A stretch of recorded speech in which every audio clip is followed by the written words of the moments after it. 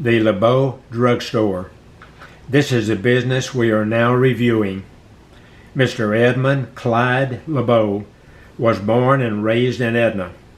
Records show he was in the 1913 pharmacy class at the University of Texas. He received his license from the Texas Board of Pharmacy on September the 19th, 1916. In 1924, Mr. LaBauve bought the Speedway Drug Store in Austin, Texas, and also bought into the Kone Drug Store in Edna with his brother. A year later, in 1925, he bought out his brother's interest in the Kone Drug Store and changed the name to LaBauve's Drug Store. In 1927, Mr. LaBauve sold the Speedway Drug Store in Austin.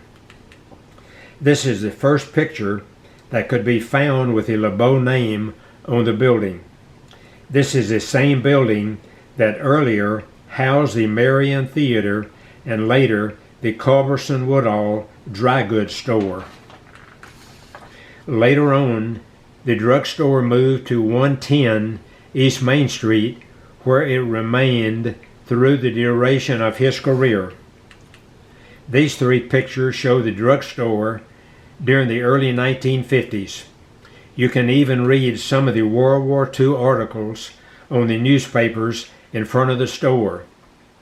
My parents used this store to purchase their pharmacy needs.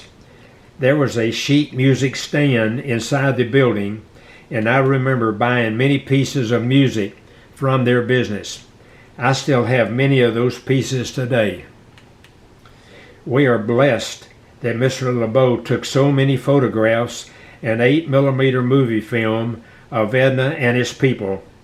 We continue using his work today for history projects.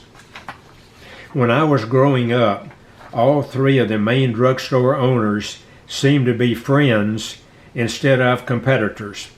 In fact, Mr. LaBauve leased some of his property to the Ferris Drug Store to build their new building. You can see more about this relationship in the All About Flowers and Gifts video. This parade picture shows the building in 1953. Mr. LaBauve passed away in 1954. Mr. Eddie Fella, who was an assistant at the drugstore, continued to run the business.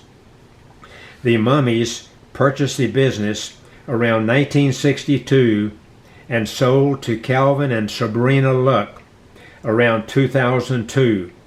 The Lucks ran the business for about 3 years, then moved across the street next to the old Morris Jewelry Store building. The business was later taken over by Rogers Pharmacy out next to the hospital.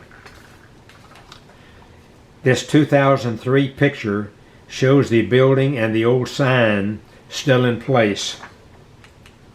Linda's Candles started renting the building sometime around 2012.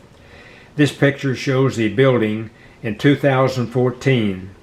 Notice all of the frames that held the sign are still in place.